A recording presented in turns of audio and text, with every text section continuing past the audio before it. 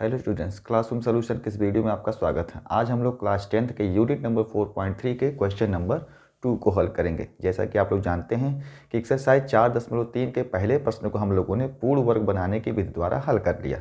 अब उसी प्रश्न को कहा गया है कि उपरोक्त प्रश्नों को ही हम द्विघाती सूत्र का प्रयोग करके उनके मूलों को हम ज्ञात करेंगे। तो जैसा कि आप देख पा रहे हैं कि वही 4 क्वेश्चन जो प्रश्न संख्या 1 में पूछे गए थे वही आपको दोबारा से हल करने हैं, उनके मूलों को ज्ञात करना है, लेकिन इस बार द्विघाती सूत्र का प्रयोग करना है। जैसा कि हम लोग जानते हैं कि द्विघाती सूत्र का मूल ज्ञात करने के लिए होता है -b plus minus √b² - 4ac/2a।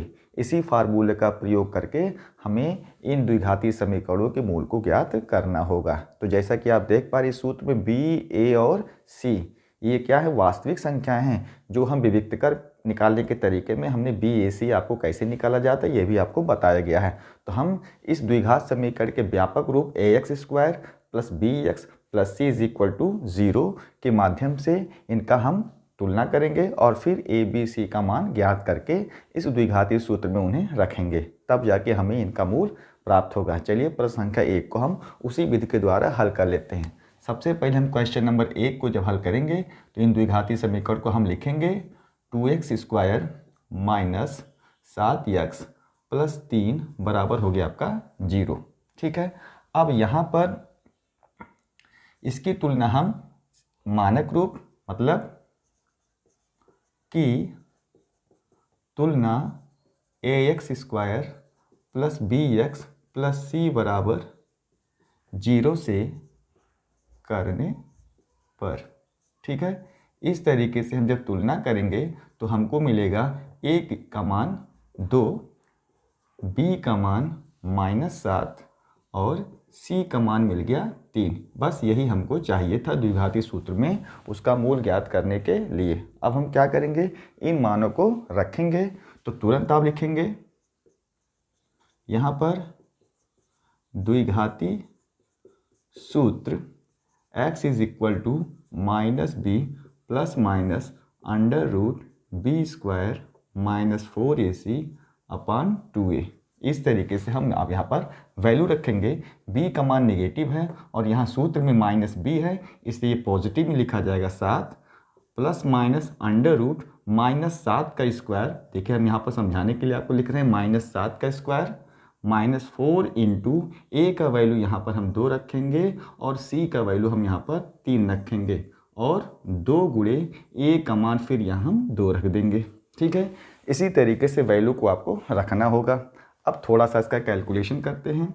7 ± √-7 का जो वर्ग होगा वो 49 होगा, -4 × 2 8, 8 × 3 ये आपका होगा 24 और पूरे का बटा कर देंगे हम 4। ठीक है, सॉल्व करेंगे 7 ± √49 - 24 जो हमारे पास 25 के रूप में आएगा और फिर यहाँ बटे आप करेंगे 4। ठीक है, अब आप ध्यान देंगे कि इसके आगे हमको करना क्या है। तो हम समीकरण में जब x बराबर यूज़ करेंगे तो आप ध्यान दीजिएगा ये जो आपका वर्गमूल निकलेगा वो प्लस और माइनस में निकलेगा। ठीक है, मतलब जब हम इसको हल करेंगे तो ये मिलेगा 7 ± 25 का वर्गमूल जो होता है वो 5 और बटे कर देंगे हम 4। ठीक है, और वही चरण प्रयोग करना है। एक बार आप पहला मूल जानने के लिए धन चिन्ह का यूज़ करेंगे और एक बार ऋण चिन्ह का प्रयोग करेंगे। चलिए आगे बढ़ते हैं। यहाँ पर लिखेंगे x = 7 + 5/4। ठीक है, पहले प्लस चिन्ह ले लिया गया और फिर वहीं पर कामा का यूज़ करते हुए 7 - 5/4। ठीक है, एक बार 7 में 5 जोड़ेंगे और एक बार 7 में से 5 घटाएंगे और 4 से भाग करेंगे। तो यहाँ जब देखेंगे 7 और 5 12/4 और यहाँ पर देखेंगे आपको मिलेगा 2/4। आंसर होगा 4 को जब 12 से डिवाइड कर देंगे यहाँ पर मिलेगा आपको 3 और ये वैल्यू होगा आपका 1/2। देखिए समीकरण के 2 मूल 3 और 1/2 हमको द्विघाती सूत्र के प्रयोग से मिल चुके हैं।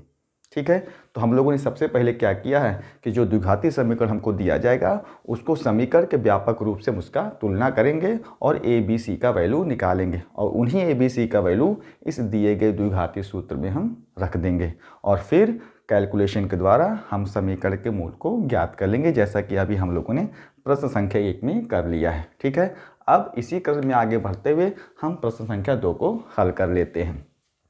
प्रश्न संख्या 1 की भांति हम प्रश्न संख्या 2 में भी सेम टू सेम वही प्रोसेस करेंगे जैसे कि आप लोगों ने अभी प्रश्न संख्या 1 में किया है। तो सबसे पहले हम दिए गए समीकरण को लिखेंगे। यहाँ पर समीकरण को लिखते वक्त ध्यान देंगे कि वो 2x² plus x minus 4 is equal to 0। अब इस समीकरण की तुलना ax² plus bx plus c बराबर 0 से करने पर a का वैल्यू देखिए यहाँ पर 2 मिलेगा, b का वैल्यू यहाँ पर 1 मिलेगा क्योंकि यहाँ x का गुणांक 1 है, और c का वैल्यू यहाँ पर निगेटिव में -4 मिलेगा। ठीक है, b का गुणांक देखिए वहाँ पर 1 है और c का मान ऋणात्मक में है। अब हम क्या करेंगे, द्विघाती सूत्र में इनका स्थापित करेंगे। चलिए अब यहाँ पर लिखेंगे, अब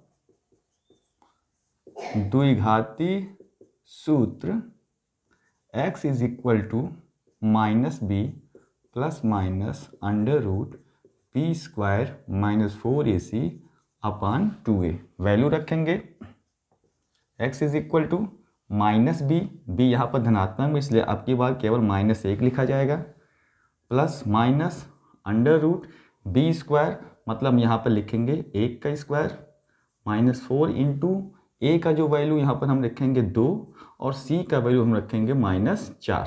ठीक है, क्योंकि c ऋणात्मक में है, और 2a मतलब 2 इंटू और a का वैल्यू हम रखेंगे 2। इस तरीके से हम वैल्यू को रखेंगे।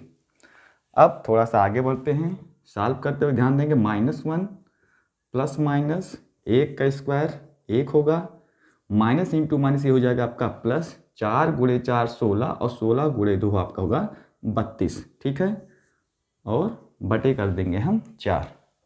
आगे बढ़ेंगे, -1 प्लस माइनस आपका हो जाएगा ये अंडर रूट 33 और बटे 4। इस तरीके से हम लोग वहाँ तक पहुँच चुके हैं जहाँ पर फिर अगला स्टेप हमें वर्गमूल निकालना होता है। ध्यान देंगे आपकी बार x इज इक्वल टू -1, एक बार प्लस लेंगे और एक बार -33 जो है वो आपकी पूर्ववर्ती संख्या नहीं है, इसलिए इसके वर्गमूल में हम केवल उसके रूट का प्रयोग करेंगे, अंडर रूट 33 और बटे कर देंगे 4। दोबारा हम ऋण चिन्ह लेंगे, -1 माइनस अंडर रूट 33 और बटे 4।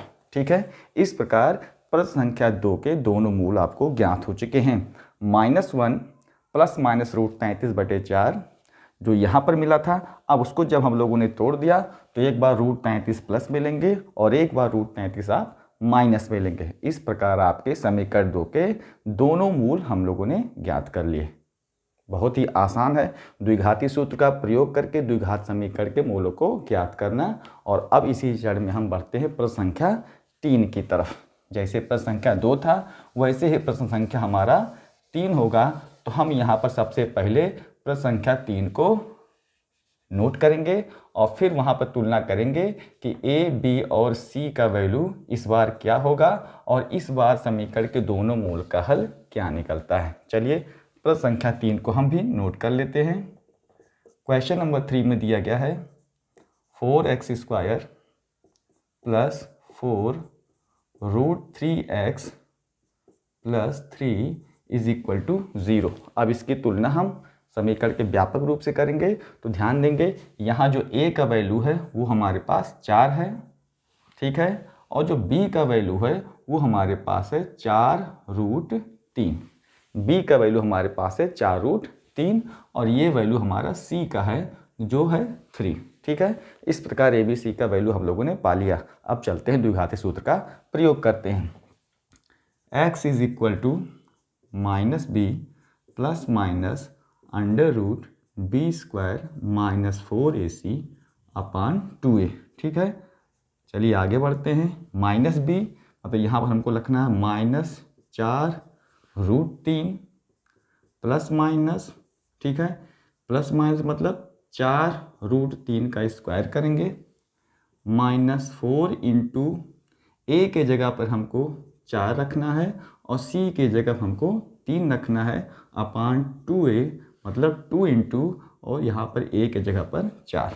बस वैल्यू रखना सावधानी पूर्वक।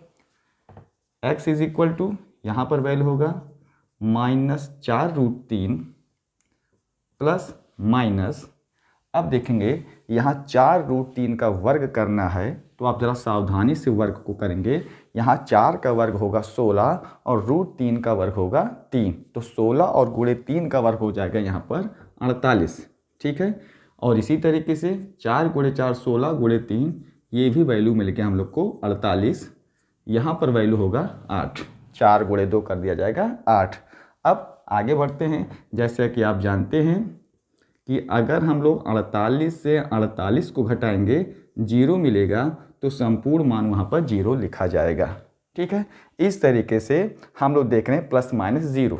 ठीक है, मतलब कैलकुलेशन में हम उसकी गणना नहीं करेंगे। तो अब मूलों को ज्ञात करने की बारी आई, तो यहाँ पर लिखेंगे x इज इक्वल टू सबसे पहले -4√3 अपान 8।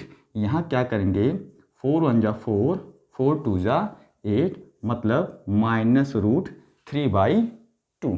ठीक है, अब आप देखेंगे यहाँ पर एक ही वैल्यू निकला है, लेकिन ध्यान देंगे विविक्तकर ज्ञात करते समय यही फार्मूला आपका विविक्तकर है, b² - 4ac। और कहा गया था कि अगर विविक्तकर का मान 0 आता है तो समीकरण के 2 मूल होते हैं, दोनों वास्तविक होते हैं और दोनों समान होते हैं। इसका मतलब ये जो -√3/2 है वो एक बार और लिखा जाएगा। तो इसका जो संपूर्ण उत्तर होगा, तो यहाँ पर आप लिखेंगे x is equal to -√3/2 and -√3/2। 0 होने पर समीकरण के 2 मूल वास्तविक होंगे और दोनों समान होंगे। इस तरीके से हम लोगों ने प्रश्न संख्या 3 को भी हल कर लिया। अब बढ़ते हैं प्रश्न संख्या 4 की तरफ। इस प्रश्नों में कोई ऐसा विशेष चीज़ नहीं जिससे आपको कोई परेशानी होगी। ऐसे छात्र जो पहली बार वीडियो को देख रहे हैं वो सावधानी से ABC का मान ज्ञात करें और फिर द्विघात सूत्रपूर्ण का प्रयोग करके उचित तरीके से गणना करके इनका मान आप निकाल सकते हैं। चलिए प्रश्न संख्या 4 की तरफ चलते हैं। ठीक है, प्रश्न संख्या 4 में आपको ध्यान से देखना होगा कि इस बार ABC का मान क्या होगा। चलिए पहले प्रश्न संख्या 4 को हम लोग नोट कर लेते हैं। प्रश्न संख्या 4 जो है वो आपका दिया गया है 2x² प्लस x प्लस 4 बराबर 0। तुलना करेंगे, a का वैल्यू आपको मिलेगा 2, b का वैल्यू प्लस में 1 है और c का वैल्यू भी प्लस में कितना है 4 है। ठीक है, same to same question number 2 का है, बस वहाँ पर -4 था और यहाँ पर +4 है।